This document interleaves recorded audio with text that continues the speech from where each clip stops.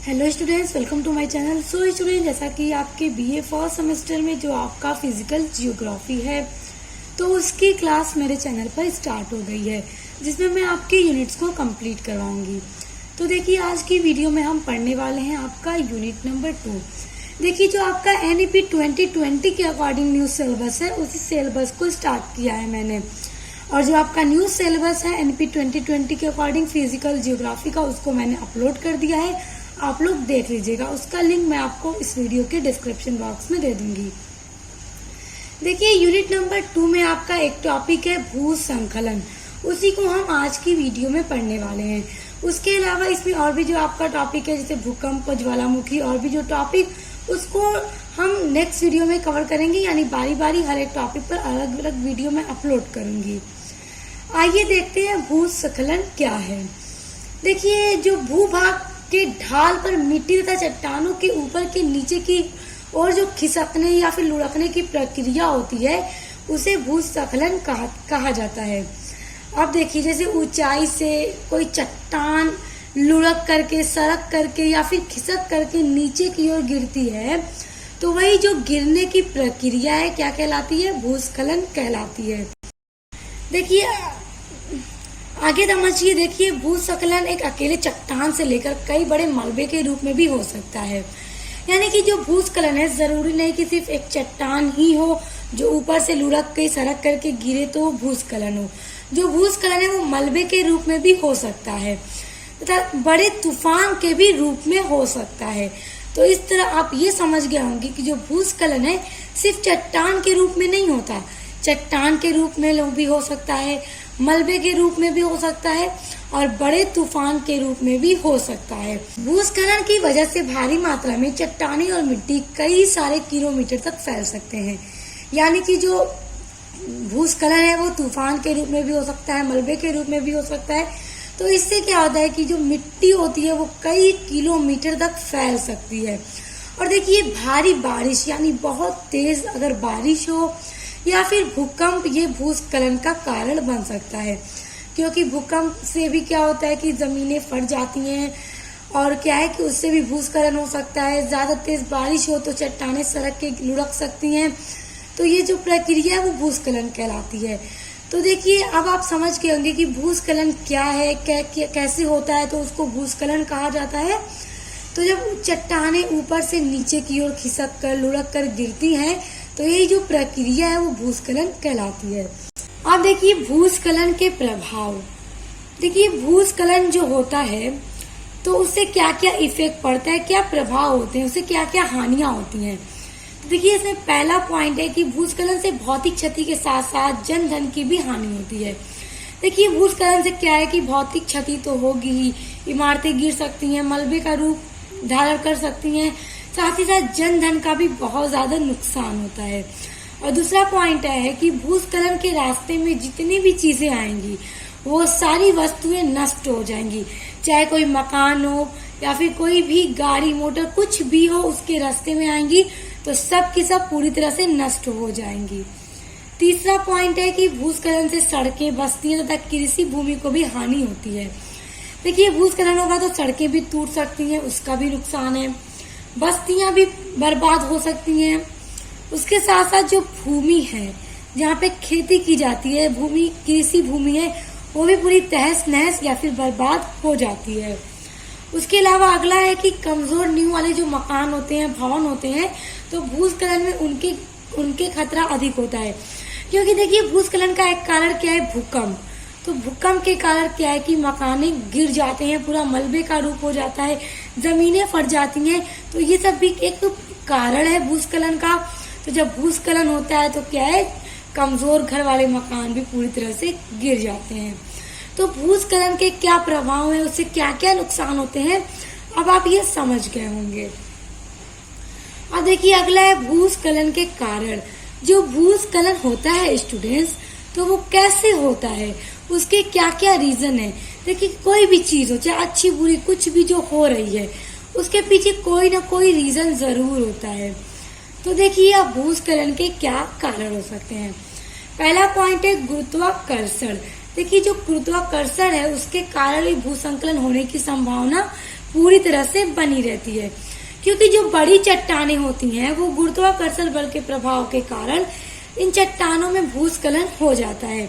जब गुरुत्वाकर्षण बल की शक्ति होती है, उसके प्रभाव से क्या होता है कि बड़े चट्टानें जो है वो सरक सकती हैं, लुढ़क सकती हैं, जिससे भूस्खलन हो जाता है। दूसरा है वनों का कटाव। देखिए जो वन जो है उसमें उसको पूरी तरह से काटा जा रहा है, पेड़ों को काटा जा रहा है, तो ये भी एक बहुत बड़ा कारण है भूस्खलन होने का, क्योंकि वनों की जब ज्यादा कटाई की जाती है तो उससे जो भूमि होती है वो धीरे धीरे कमजोर होने लगती है, जिससे उसमें अचानक धीरे धीरे मिट्टी का कटाव होने लगता है, और यही जब मिट्टी का कटाव होता है तो भूस्खलन का एक कारण बन जाता है। इसीलिए वनों की कटाई को रोकना चाहिए। अगर इसकी रोकथाम की जाए तो भूस्खलन नहीं होगा। तीसरा कारण है भूकंप। देखिए ये मैंने अभी आपको बताया था कि भूकंप क्या है, एक प्राकृतिक आपदा है जो किसी भी क्षेत्र के आंतरिक रूप से प्रभावित कर देता है।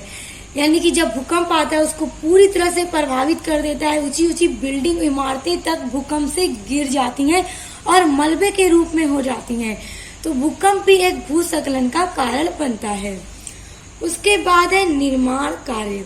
देखिए निर्माण कार्य का एक कारण यहाँ पे कहने का ये मतलब है कि जो मानव है अपनी आवश्यकताओं की पूर्ति के लिए वनों की कटाई करता है। क्योंकि जैसे देखिए फॉर एग्जाम्पल हम कह सकते हैं कि जो रेल सड़क का निर्माण किया जा रहा है तो उनके निर्माण के लिए क्या है, वनों का कटाव करना पड़ता है, वनों को काटना पड़ता है। तो जब इनका कटाव होता है तो इससे भी भूस्खलन हो जाता है। और इसके साथ साथ क्या होता है स्टूडेंट्स की, इसके साथ ही साथ जब वनों का कटाव किया जाता है, मनुष्य अपने निर्माण कार्य में जब इसका कटाव करता है तो प्रकृति और जीवों और मानव सभी को बहुत ज्यादा हानि पहुंचती है। उसके बाद है ज्वालामुखी विस्फोट।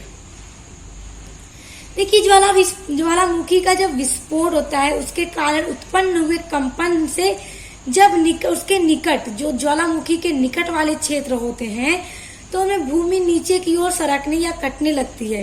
ये भी भूस्खलन का एक कारण है। समझ में आया? एक बार फिर से समझिए।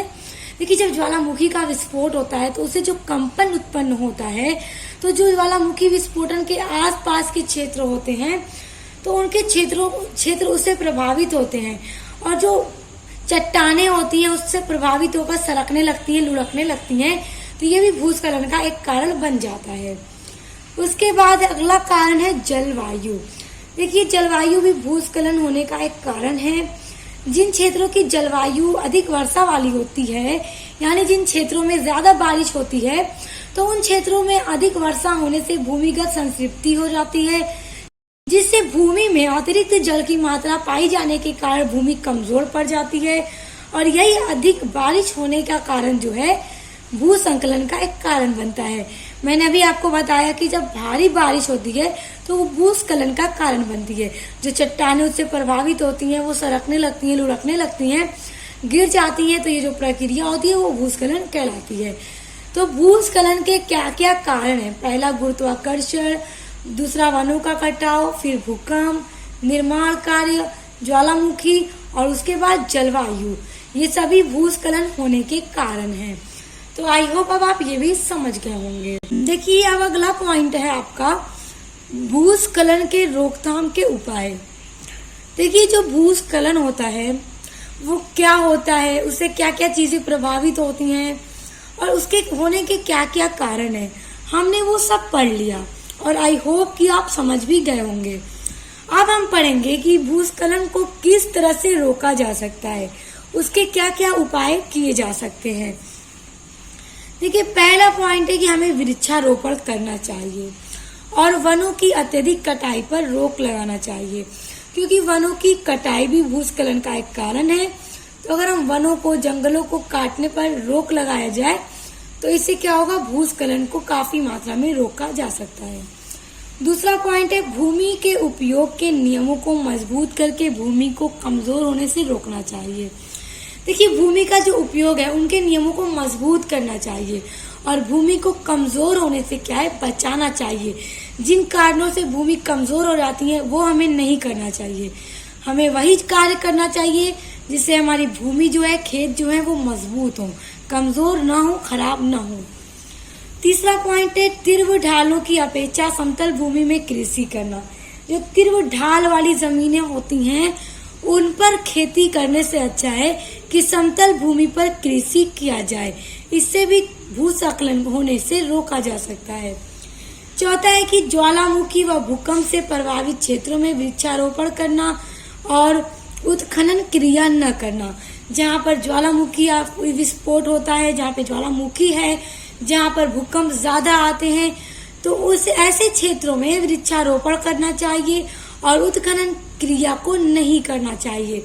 तो स्टूडेंट्स देखिए, ये जो पॉइंट हमने पढ़ा भूस्खलन के रोकथाम के लिए जो उपाय हैं, अगर इन उपायों को किया जाए तो भूस्खलन होने से रोका जा सकता है।